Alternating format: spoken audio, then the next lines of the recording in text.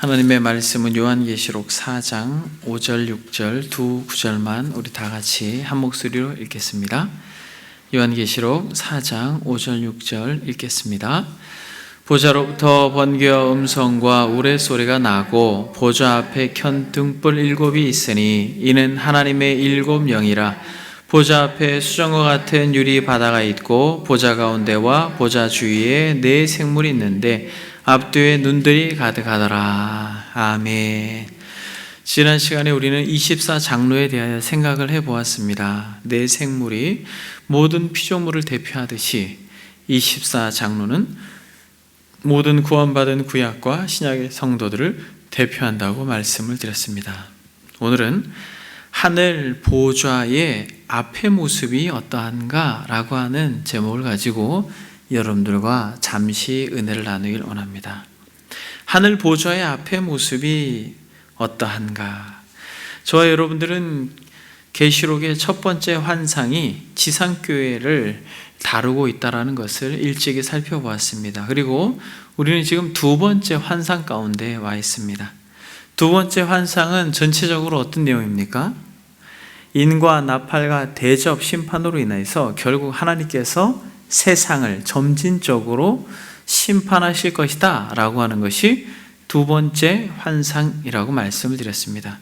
특별히 두 번째 이 환상 가운데 4장, 5장은 서론격으로서 하늘의 예배를 성경이 기록하고 있다라고 말씀을 드렸고, 우리는 계속해서 하늘의 보좌에 대해서 말씀을 나누고 있습니다. 그런 의미에서 저와 여러분들이 읽은 이 계시록 4장 5절, 6절은 하늘 보좌와 그 앞이 어떤 모양인지를 그려내고 있습니다. 어떤 모양입니까? 보좌로부터 번개와 음성과 우레소리가 나고 보좌 앞에 켠 등불 7이 있으니 이는 하나님의 7 영이라. 보좌 앞에 수정과 같은 유리 바다가 있고, 여러분 3가지로 우리가 알 수 있습니다. 하나는 무엇입니까? 보좌로부터, 바로 그 보좌에서부터 번개와 음성과 우레소리가 나고, 그리고 보좌 앞에 보니까 등불 7이 있으니 이는 하나님의 7 영이라 라고 말씀하고 있고, 또 보좌 앞에 수정과 같은 유리 바다가 있고 라고 말합니다. 여러분 지금 어떤 그림이 그려집니까? 보좌에서는 번개 소리 또 우레 소리가 나고 있고, 그리고 보좌 앞에는 등불이 있는데 7 등불이요 이것은 하나님의 7 영이라고 말하고 있고, 또 보좌 앞에는 수정과 같은 유리 바다가 있다 이렇게 이야기합니다. 전혀 어울리지 않을 것 같은데 조화를 이루고 있죠. 저는 이 3가지의 모습을 여러분들과 살펴보면서 이 땅을 사는 그리스도인들이 어떻게 이 세상을 이 믿음으로 보좌를 소망하며 살아야 되는지를 이 본문을 통하여서 적용하기를 원합니다. 이 보좌를 바라봄으로써 이 요한도 소망을 가졌고, 이 당시에 예수 그리스도를 믿음으로 인하여 고난받는 성도들도 소망을 가지게 되었습니다. 그래서 여러분 첫 번째, 번개와 음성과 우레소리가 보좌로부터 흘러나왔다 이렇게 말씀하고 있습니다. 여러분 이것은 뭘 의미합니까? 바로 보좌로부터 번개와 음성과 우레소리가 난다라고 하는 것은 한마디로 말하면 하나님께서 현현하신 것을 말씀하고 있는 것입니다. 하나님께서 임재하심, 하나님의 나타나심을 말씀하고 있는 것입니다. 구약에 보게 되면 하나님께서 나타나실 때 번개와 우레소리를 동반하여 임재한 것을 우리는 보게 됩니다.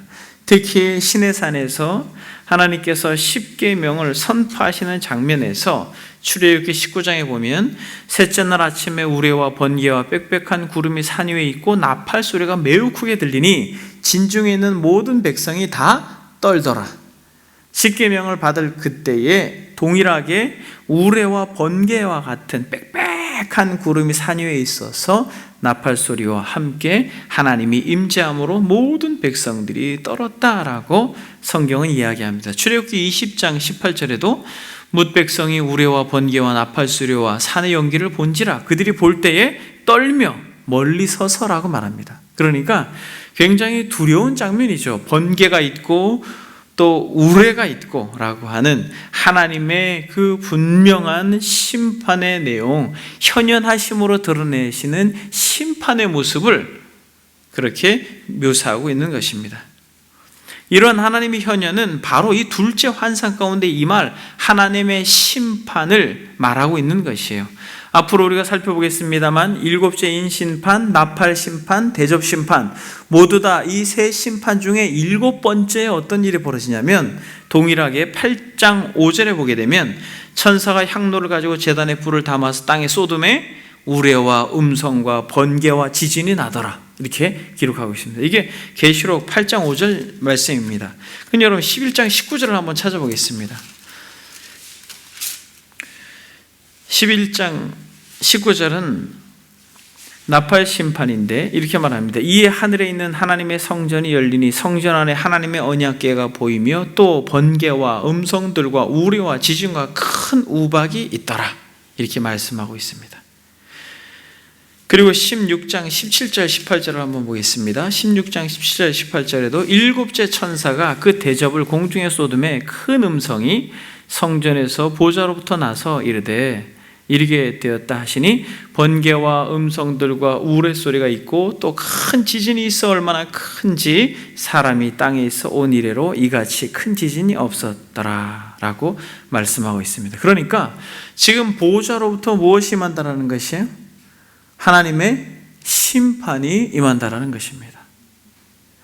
하나님의 심판이 임함으로 인재앙, 나팔재앙, 심판재앙의 일곱 번째 마지막 재앙에 동일하게 이렇게 우레와 번개와 지진이 동반되어지고 있는 것을 보게 됩니다. 구약 출애굽 시에 나타나셨던 하나님의 심판의 주체자로서 계속해서 하나님께서는 역사를 진행하면서 하나님이 어떤 분으로 지금 묘사되고 있습니까? 심판주로 지속적으로 묘사되고 있다는 것입니다. 하나님께서는 반드시 심판하신다는 것입니다. 결국 모든 세상의 심판을 누가 하신다는 것이에요? 하나님의 아주 분명한 의로움으로 심판하신다라고 하는 것을 우리는 성경이 말하고 있다는 것을 우리는 보게 됩니다. 근데 여러분 세상을 보게 되면 어떻습니까? 악인이 형통하고 의인이 이 세상에서 괴롭힘을 당하는 그러한 불공평한 세상인 것처럼 보여질 때가 많이 있죠. 그래서 시편 37편에 보게 되면 이렇게 시인이 이야기합니다. 악을 행하는 자들 때문에 불평하지 말며 불의를 행하는 자들을 시기하지 말지어다. 그들은 풀과 같이 속히 배임을 당할 것이며 푸른 채소같이 쇠잔할 것이미로다.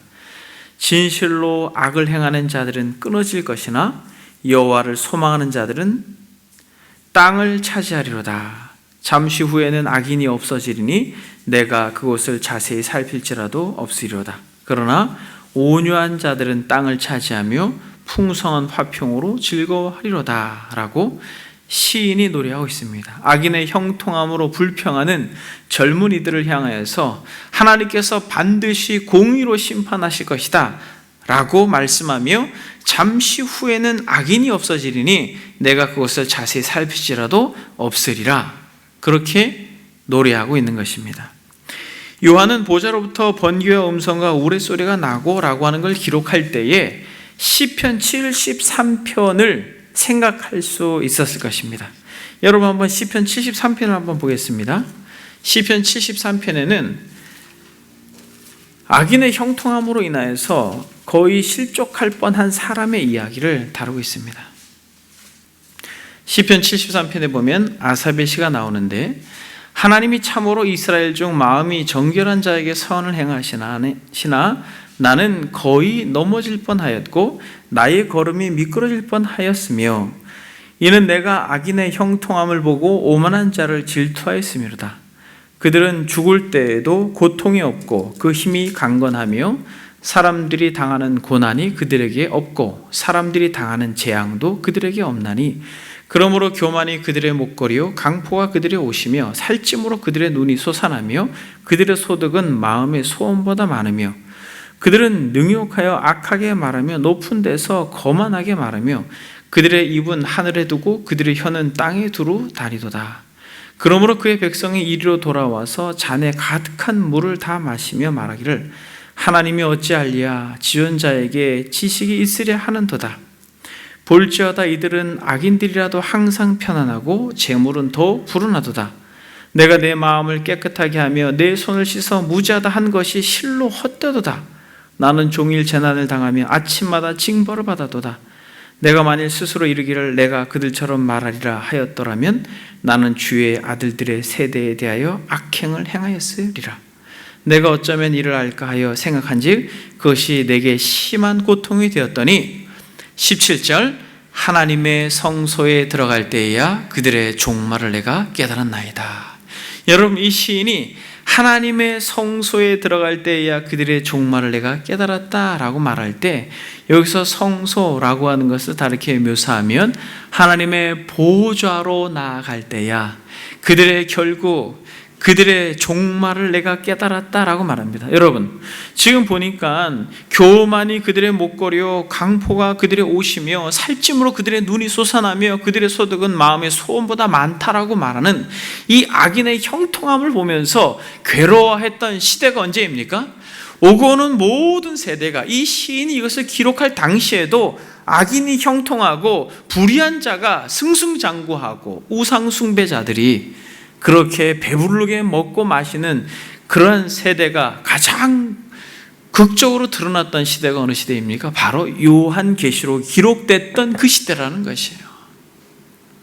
진실로 선을 행하고 예수 그리스도를 믿음으로 정직하게 살려고 하는 사람들은 매매도 제대로 할 수 없었던 바로 그때, 악인이 형통했던 그때, 우상 숭배자들이 참으로 배가 불렀던 그때, 진실로 하나님을 믿고 따르는 이들은 고통과 괴로움, 날마다 눈물 골짜기를 걸어가야 됐던 그때, 그러나 하나님의 성소에 들어갈 때에야 그들의 종말을 내가 깨달았나니 주께서 참으로 그들을 미끄러운 곳에 두시며 파멸에 던지시니 그들이 어찌하여 그리 갑자기 황폐되었는가? 놀랄 정도로 그들은 전멸하였나이다. 마지막 바벨론의 멸망, 우리가 세 번째 환상 가운데 마지막 심판을 하실 때는 졸지에 종국에 망하는 이 세상을 우리가 보게 된다라고 말씀드렸습니다. 이 시인도 그렇게 이야기하는 것입니다. 갑자기 종국에 일이 속히 황폐되었는가 놀랄 정도로 그들은 전멸하였나이다. 주여, 사람이 깬 후에는 꿈을 무시함같이 주께서 깨신 후에는 그들의 형상을 멸시하리이다. 내 마음이 산란하며 내 양심이 실렸나이다. 내가 이같이 우매 무지함으로 주 앞에 짐승이오나 내가 항상 주와 함께하니 주께서 내 오른손을 붙드셨나이다. 주의 교훈으로 나를 인도하시고 후에는 영광으로 나를 영접하시리니 하늘에서는 주 외에 누가 내게 있으리요 땅에서는 주밖에 내가 사모할이 없나이다. 아멘. 여러분 28절 같이 읽겠습니다. 하나님께 가까이 함이 내게 복이라. 내가 주 여호와를 나의 피난처로 삼아 주의 모든 행적을 전파하리이다. 사랑하는 여러분, 이 요한이 보좌에서 울려 퍼지는 이런 번개와 우레, 이 음성 소리를 듣고 궁극적으로 하나님께서 인재앙, 나팔재앙, 대접재앙을 쏟으시면서 하나님의 의로움을 나타내실 것을 알게 될 때에 당시에 로마의 압제에 고통당하고 괴롭고 힘들었던 모든 삶의 내용이 하나님의 보호자를 봄으로써 해결된다라는 것을 성경은 소개하고 있는 것입니다. 저와 여러분들도 시인의 이 고백처럼 하나님께 가까이 함이 내게 복이라. 내가 주 여호와를 나의 피난처로 삼아 주의 모든 행적을 전파하리이다 라고 하는 고백을 저와 여러분들이 할 수 있기를 소망합니다. 여러분, 많은 사람들이 이 세상의 불의와 또 공정하지 못함과 악인이 잘 되는 것처럼 보이는, 정직하게 행하고 의롭게 행하는 자들이 망하는 것 같은 그런 이 세대 가운데에서도 여전히 하나님은 정확하게 정직하게 심판하시고 판단하신다라고 하는 사실을 믿음으로 소망 가운데 거하는 은혜가 있기를 바랍니다. 여러분, 두 번째는 7 등불의 내용이 있는 것입니다. 이 보좌 앞에는 어떤 것이 있습니까? 보좌 앞에 켠 등불 7이 있으니 이는 하나님의 7 영이로다. 여러분, 7 등잔을 가진 금등대, 바로 이것이 보좌 앞에 있는 것입니다. 지상 성전에 7 등불이 있었듯이 하늘 성전에도 7 등불이 있습니다. 하늘 성전의 보좌는 지상 성전의 언약궤 뚜껑의 은혜의 보좌의 원형이며, 하늘 성전의 네 생물은 지상 성전의 속죄소에 붙어 있던 그룹의 원형이듯이 하늘 성전의 7 등불은 지상 성전의 금 등대의 원형입니다. 모세가 출애굽 당시에 성전을 지을 때에 그 안에 무엇이 있었습니까? 바로 7 등대가 있었습니다. 그러면 성경은 이 7 등불을 무엇이라고 말씀하고 있습니까? 보좌 앞에 켠 등불 7이 있으니 이는 무엇이다? 하나님의 7 영이라. 성경은 정확하게 이 7 등불이 하나님의 7 영이라고 말씀하고 있습니다. 어떤 이들은 이 7 영을 무엇라고 이야기한다고 살펴보았습니까? 우리가 전에 7 천사다 그렇게 이야기도 하고, 또 어떤 이들은 이 7 영을 세상사를 주관하는 신적 섭리의 7 역사다라고 해서 계시록을 7 세대로 나눈다고 말씀드렸습니다.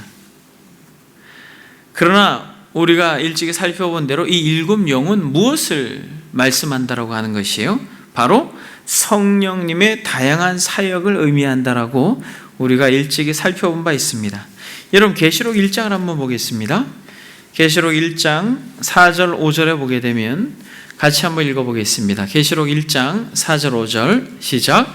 요한은 아시아에 있는 7 교회에 편지하노니 이제도 계시고 전에도 계셨고 장차 오실 이와 그의 보좌 앞에 있는 7 영과 또 충성된 증인으로 죽은 자들 가운데에서 먼저 나시고 땅의 임금들의 머리가 되신 예수 그리스도로 말미암아 은혜와 평강이 너희에게 있기를 원하노라. 아멘. 여러분 보십시오. 지금 요한 계시록에서 요한이 이 서신을 쓰는데 대부분 다른 서신들에서는 아주 간단하게 은혜와 평강이 있기를 원한다라고 말하지만, 오늘 본문에서는 이 계시록 1장에서는 되게 장황하게 성부와 성자와 성령, 성령과 성자를 순서를 바꿔서 그렇게 기록하고 있지만은, 요한은 아시아에 있는 7 교회에 편지하는데 이제도 계시고 전에도 계시고 장차 오실 이와 그의 보좌에 있는 7 영과 또 충성된 증인으로 죽은 자들 가운데서 먼저 나시고 땅의 임금들의 머리가 되신 예수 그리스도로 말미암아 은혜와 평강이 너에게 있기를 원한다 라고 말할 때, 여러분, 은혜와 평강을 천사가 줄 수 있어요? 세대가 줄 수 있습니까? 7으로 나눈 역사가 은혜와 평강을 줄 수 있는 것이 아닙니다. 이것을 볼 때 성부, 성자, 성령 삼위일체의 영광스러움을 표현하고 하나님으로부터 은혜와 평강이 너에게 있기를 원한다라고 말하는 이 계시록 1장의 근거에서도 우리는 정확하게 이 7 등불, 이것이 7 영인데 이 7 영은 누구다? 성령 하나님을 말씀하고 있다라고 하는 것을 우리는 보게 됩니다. 그럼 여러분, 이 성령께서 7 영으로서 역사하시는데 무엇을 하시는 것이에요? 모든 세대를 비추는 역할을 한다는 것입니다. 어두움을 밝히는 역할을 하신다는 것이에요. 출애굽기 27장 20절에 보면 등불 관리에 대해서 말합니다. 너는 또 이스라엘 자손에게 명령하여 감람유로 짠 순수한 기름을 등불을 위하여 내게로 가져오게 하고 끊이지 않게 등불을 켜되 라고 말합니다. 그래서 성전에 있는 등불이 꺼지면 돼요, 안 돼요? 안 되죠. 계속해서 등을 밝히는 것입니다. 성령께서는 진정 일곱 영으로서 모든 곳을 비추고 계신다는 거예요. 여러분, 그것은 뭘 의미합니까? 어두운 곳이 있다는 거 없다라는 것이에요. 어두운 곳이 없고 모든 것이 밝게 비춘다는 건 무엇입니까? 모든 걸 보고 계시고 모든 걸 알고 계신다는 것입니다. 그러니까 하나님께서 심판하실 때 여러분 잘못 심판할 수가 있어요, 없어요? 정확하게 판단하고 정확하게 심판하신다는 것입니다. 일곱 등불인 성령님은 교회의 참된 지체가 된 사람들의 영혼을 비추고 살리시고 치료하시고 의로하십니다. 그래서 성령께서는 여러분들의 아픔도 여러분들의 마음속의 어두움도 밝힐 수 있는 하나님의 능력이 됨을 믿습니다. 주님께서 보고 계신 것이에요. 성령으로 말미암아 완전하게 보고 계시는 것이에요. 그래서 스가랴서 4장 10절에 보면 뭐라고 말하냐면 작은 일의 날이라고 멸시하는 자가 누구냐? 사람들이 스룹바벨의 손에 다림줄이 있으므로 보고 기뻐하리니 이 일곱은 온 세상에 두루다니는 여호와의 눈이라. 뭐라고 말합니까? 이 일곱은 온 세상에 두루다니는 뭐라고요? 여호와의 눈이라는 것입니다. 근데 이 여호와의 눈이라고 하는 게 무엇이에요? 작은 일의 날이라고 멸시하는 자가 누구냐? 사람들이 스룹바벨의 손에 다림줄이 있으므로 보고 기뻐하리니 무슨 말이에요? 다림줄과 같다라는 것입니다. 여러분, 다림줄이 무엇이에요? 다림줄이 벽돌을 쌓고 벽을 만들 때 줄을 매달아서 내리면 정확하게 그렇게 건물을 짓고 수평과 수직을 세울 수 있는 그런 어떤 기준자와 같은 역할을 하는 것입니다. 그러니까 틀릴 수 있어요, 없어요? 전혀 틀릴 수가 없고 정확하게 보시고 정확하게 판단하신다는 것입니다. 그것이 온 세상을 두루다니는 여호와의 눈이 된다는 것입니다. 사랑하는 여러분, 이것은 우리에게 있어서 정말 많은 것을 생각하게 하는 것이에요. 성령께서 일곱 영이 되시고 여호와의 눈이 되시고 모든 것을 아시고 기준자가 되셔서 정확한 잣대로 판단하신다라고 하는 것은 여러분들이 하나님을 믿고 그리스도를 소망함으로 한 아주 작은 일들, 작은 날들, 이런 모든 것들도 성령께서 보시고 다 기억하시고 다 갚아주시는 은혜가 있을 줄 믿습니다. 그러므로 영혼을 비추고 살리고 치료하고 위로할 뿐만 아니라 저와 여러분들의 모든 사소한 것까지 이것까지 기억하시겠는가 라고 하는 것도 여호와의 눈이 보고 계심을 믿습니다. 여러분, 참된 제자들, 참된 성도들에게 있어서는 이 여호와의 눈이 위로가 되지만은 분명 하나님의 백성이 아닌 심판을 받아야 할 그들은 다림줄이 되어서 모든 것을 보고 아주 분명한 심판의 근거로 성령께서 모든 것을 다 알고 제공하신다는 사실을 우리는 성경의 근거에서 깨닫게 되는 것입니다. 그래서 여러분, 저와 여러분들이 예수 그리스도를 믿음으로 말미암아 하나님 그분을 나의 아버지로 모시고 그리스도 안에 있는 것이 참된 소망이요 기쁨이 됨을 믿습니다. 세 번째, 수정과 같은 유리 바다가 있는 것입니다. 여러분, 지금 계시록에 보게 되면 세 번째 보좌 앞에는 무엇이 있습니까? 보좌 앞에 수정과 같은 유리 바다. 보좌 앞에 수정과 같은 유리 바다가 있고 라고 말할 때 이 수정과 같은 유리 바다라고 하는 것은 크게 두 가지 의미를 가지고 있습니다. 하나는 구분이요, 또 다른 하나는 씻음입니다. 수정과 같은 유리 바다라고 할 때 에스겔서의 말씀에 근거해서 우리가 먼저 생각해 보아야 할 것입니다. 여러분 한번 성경을 찾아보겠습니다. 에스겔서 1장 22절 23절에 보게 되면 병행되어지는 성경 구절이 나옵니다. 에스겔서 1장 22절 23절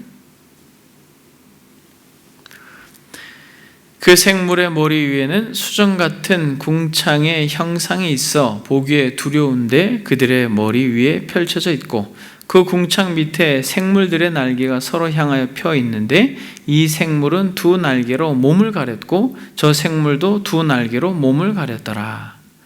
여러분 지금 생물들이 나오고 있죠.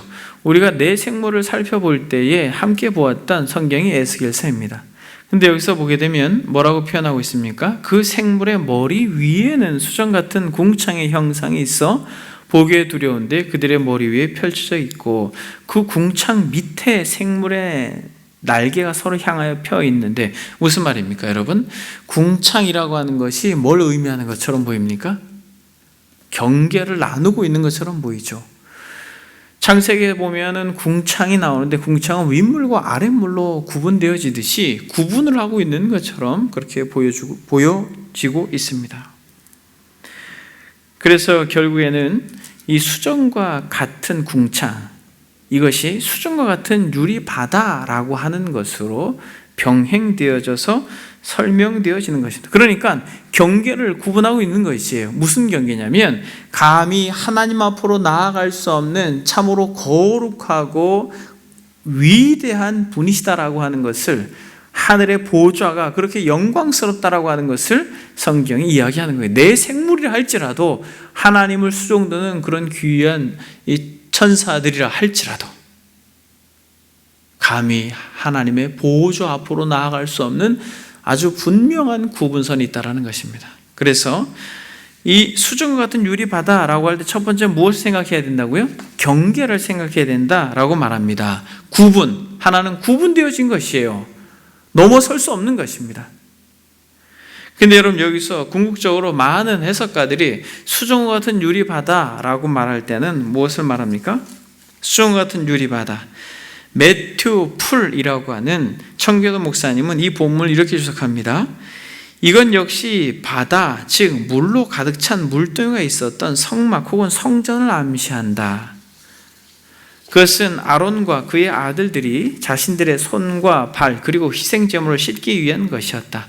그것은 폭이 10규빗, 높이가 5규빗, 둘레가 30규빗이었다. 여기에서 유리로 되어 있다고 언급된다. 아마도 이것은 그리스도의 피를 상징하는 것으로 보인다. 사람들의 영혼이든 희생제물이든 하나님이 받으실 만한 것이 되기 위해서는 반드시 여기서 씻겨져야만 한다.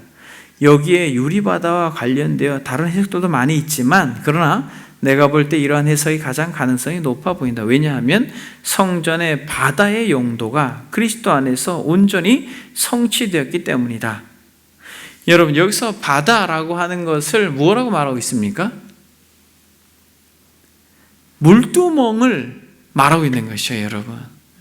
물두멍이 무엇입니까? 물두멍은 지성소로 들어가기 전에 성막의 번제단 다음에 있는 그런 물 항아리입니다. 거기에서 뭘 했어요? 손을 씻고 발을 씻고 무엇가 있었습니까? 제물까지 씻었어요. 그리고 지성소 안으로 들어가는 씻음의 장소였습니다. 그래서 출애굽기 당시에 모세는 성전을 짓게 하였는데 성전뜰에서 번제단과 물두멍을 두었습니다. 그래서 거기서 손과 발을 씻고 희생제물로 씻었는데 솔로몬이 성전을 지을 때, 성막이 아니라 솔로몬이 성전을 지을 때는 그 물두멍과 같은 것을 굉장히 크게 짓고 그것을 뭐라고 칭했습니까? 그것을 바다라고 말했습니다. 바다. 성경을 한번 보겠습니다. 열왕기상 7장을 한번 보겠습니다.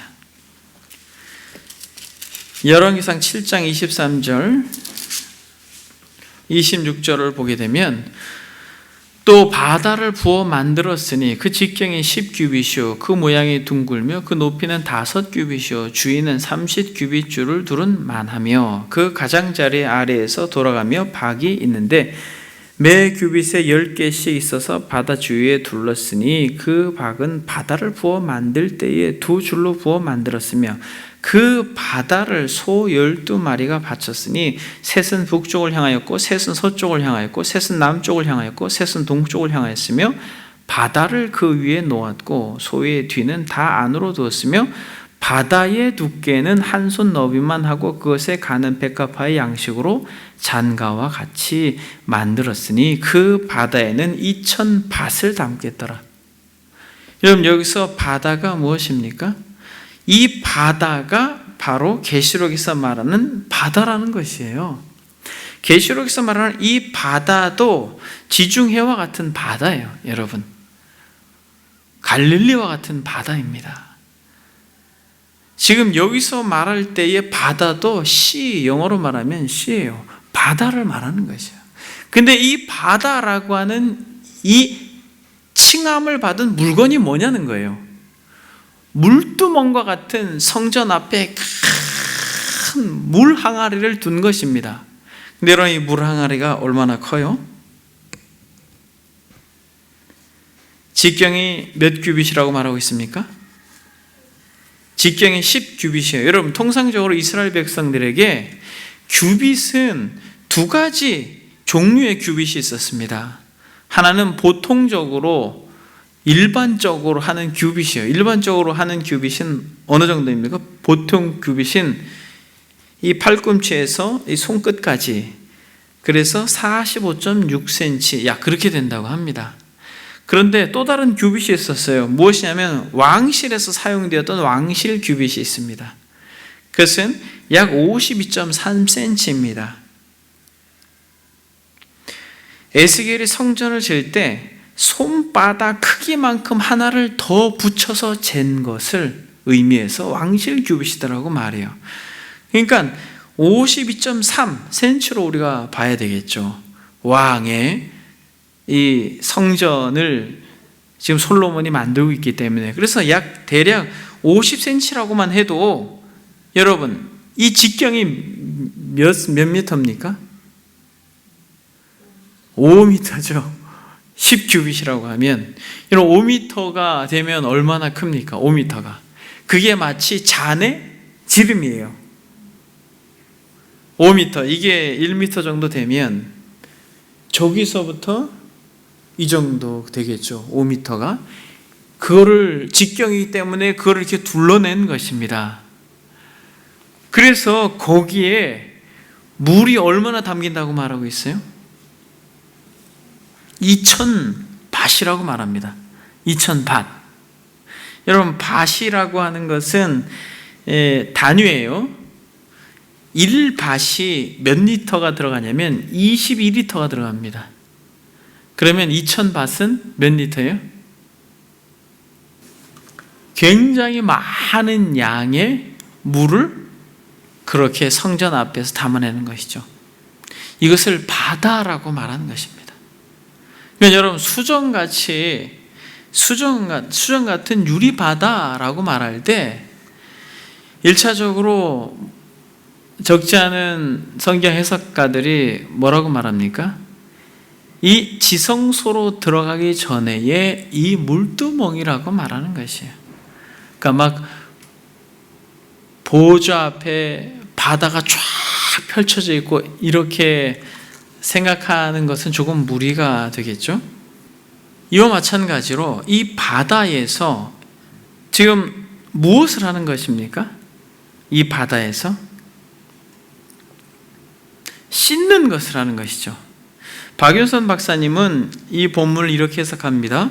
수정과 같은 유리 바다는 성막 혹은 성전의 시설과 같다. 성전에서 제사장들이 사역하기 전에 먼저 그 손을 씻는 큰 대야가 성전 안에 있다. 그러므로 이것은 그리스도의 의와 성결을 상징한다. 그리스도의 의와 성결을 힘입지 않고 하나님께 나아갈 자는 없다. 이렇게 말합니다.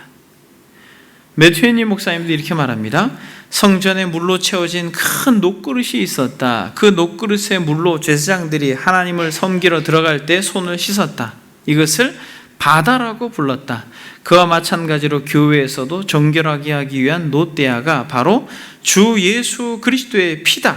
주 예수 그리스도는 모든 죄를 씻어주시고 심지어 성소의 죄도 씻어주신다. 지상에서든지 하늘에서든지 하나님의 은혜로우신 임재 안으로 들어갈 수 있으려면 모두가 이 피에 씻김을 받고 깨끗해져야 된다. 사랑하는 여러분, 지금 보좌에서 특별히 이 수정과 같은 유리 바다에서 무엇을 상징적으로 말씀하고 있는 것이에요? 감히 그 어떠한 존재도 그곳으로 보좌 앞으로 들어갈 수 없지만은 예수 그리스도 그분의 보혈로 인하여 정결함을 받은 이들은 어떻게 할 수 있다는 것이에요? 보좌 앞으로 담대하게 나아갈 수 있는 은혜가 주어졌다는 것입니다. 사랑하는 여러분, 하늘의 보좌도 그리하고 지상의 보좌도 그리함을 믿습니다. 저와 여러분들의 마음속에 예수 그리스도 그분만이 우리의 의요, 예수 그리스도 그분만이 우리의 소망이요, 예수 그리스도 그분만이 우리의 대장됨을, 우리의 대제사장됨을 저와 여러분들의 믿음으로 받을 때 우리는 언제든지 감히 구분되어진, 궁창과 같은 구분되어진 그 강을 건너서 하나님의 보좌 앞으로, 바다를 건너서 하나님의 보좌 앞으로 나아갈 수 있다라고 하는 은혜를 오늘 본문에서 말씀하고 있는 것입니다. 여러분, 한번 성경을 보겠습니다. 히브리서 4장 14절 16절. 그러므로 우리에게 큰 대제사장이 계시니 승천하신 이 곧 하나님의 아들 예수시라. 우리가 믿는 도리를 굳게 잡을지어다. 우리에게 있는 대제사장은 우리의 연약함을 동정하지 못하실 리가 아니요 모든 일에 우리와 똑같이 시험을 받으니로되 죄는 없으시니라. 그러므로 우리는 긍휼하심을 받고 때를 따라 돕는 은혜를 얻기 위하여 은혜의 보좌 앞에 담대히 나아갈 것이니라 라고 말씀하고 있습니다. 사랑하는 여러분, 바다가 우리 앞에 있는 것이에요. 큰 물두멍이 우리 앞에 있는 것입니다.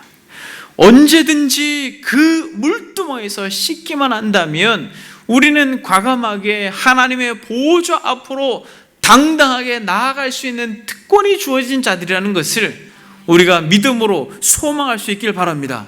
여러분, 우리가 우리의 삶의 여정 속에 아무리 손이 더럽혀지고 아무리 발이 더럽혀져도 우리는 성막 안에 있는 이들이에요.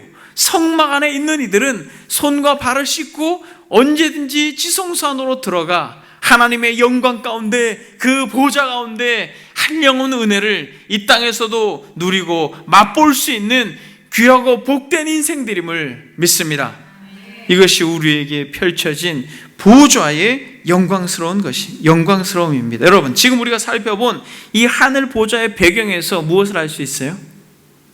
보좌에서 번개와 우레소리와 같은 그런 음성이 들린 것, 이것은 성부의 위엄이요, 일곱 영은 성령의 운행이요, 수정과 같은 유리바다는 예수 그리스도의 자비의 강이라는 것이에요. 그러하기에 사랑하는 여러분, 성삼위 하나님의 영광이 바로 보좌 가운데 충만하게 빛나서 벽옥과 홍보석과 녹보석과 같은 이러한 은혜가 우리가 상상할 수 없는 보좌의 영광스러움이 있음을 알고 우리가 이 땅에서 어떠한 순간순간이 온다 할지라도 그 보좌의 영광스러움을 사모함으로써 그 보좌 앞에 나아갈 것을 소망하는 저와 여러분들이 되기를 바랍니다. 번개와 우레와 같은 심판은 정확한 여호와의 눈, 즉 성령의 일곱 영에 의하여 한 채의 오차도 없이 정확하게 심판되어진다는 사실을 알고 우리의 삶의 여정 속에서 우리가 생각할 때 공정하지 못하고 악인이 잘 되어지고 예수 그리스도를 믿음으로 인하여 그렇게 정직하게 살아가는 것이 오히려 왜곡되어 보이고 망하는 것 같아 보여도 끝까지 여호와의 눈이 보고 계시고 하나님께서 심판하심으로 감히 넘어설 수 없는 그 바다를 넘어서서 영광스러운 하나님의 나라에 나아갈 수 있는 은혜의 결단이 날마다 저와 여러분들에게 있기를 소망합니다. 사랑하는 여러분, 한 가지만 적용하고 말씀을 마치겠습니다. 여러분, 오늘 본문에 보게 되면 이 성부, 성자, 성령의 영광스러운 모습들을 이렇게 잘 묘사를 하고 있습니다만 어딘가 모르게 균형이 맞지 않는 것 같죠? 어울리지 않는 것 같아요. 무엇이 어울리지 않습니까?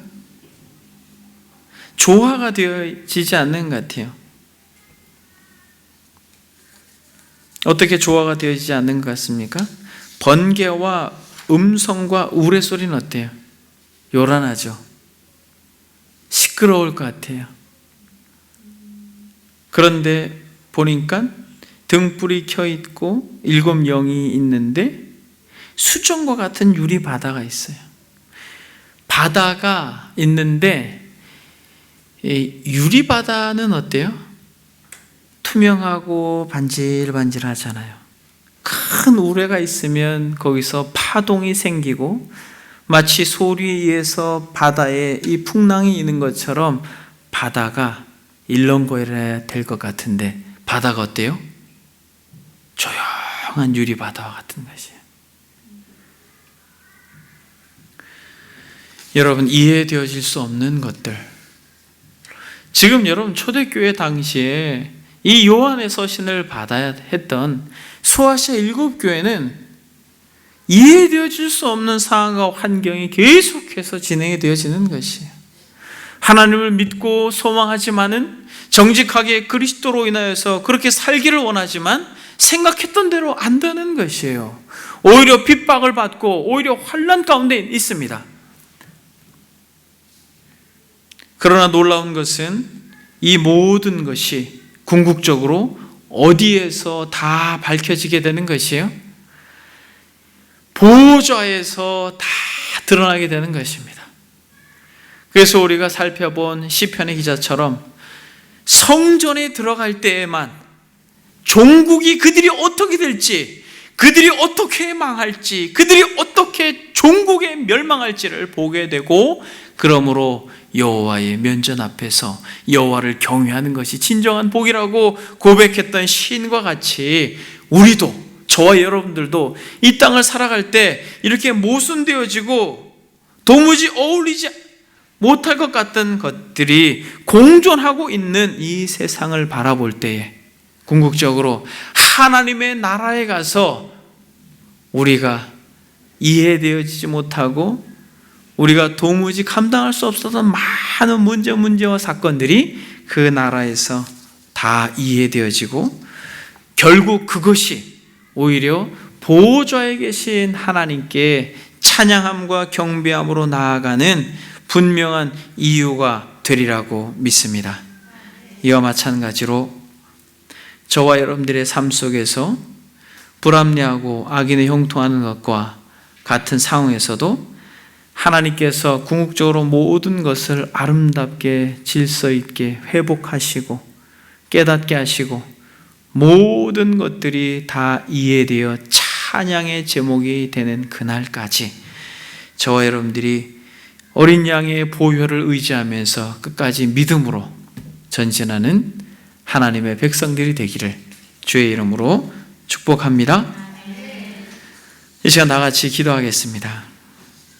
작은 일의 날이라도 멸시하는 자가 누구냐? 사람들이 스룹바벨의 손에 다림줄이 있음을 보고 기뻐하리라. 이 7은 온 세상에 두루다니는 여호와의 눈이라 라고 말씀하였습니다.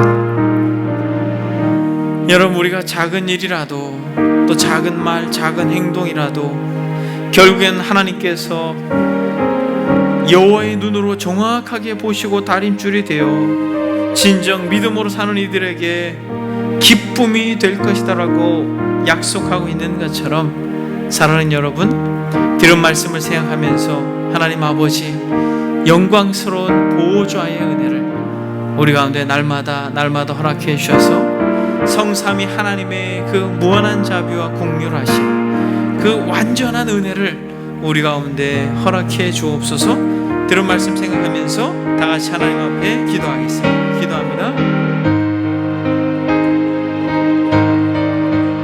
살아계신 하나님 아버지,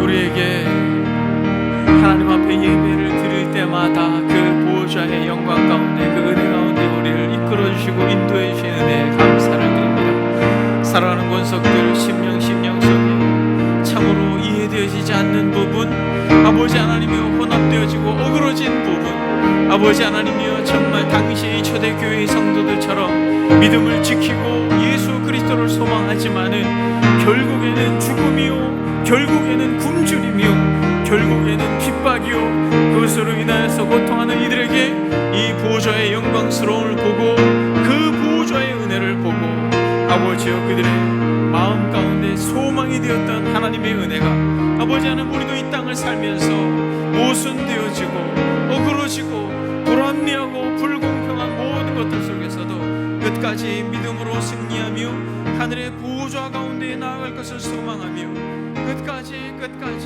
성삼위 하나님의 완전한 보좌 앞으로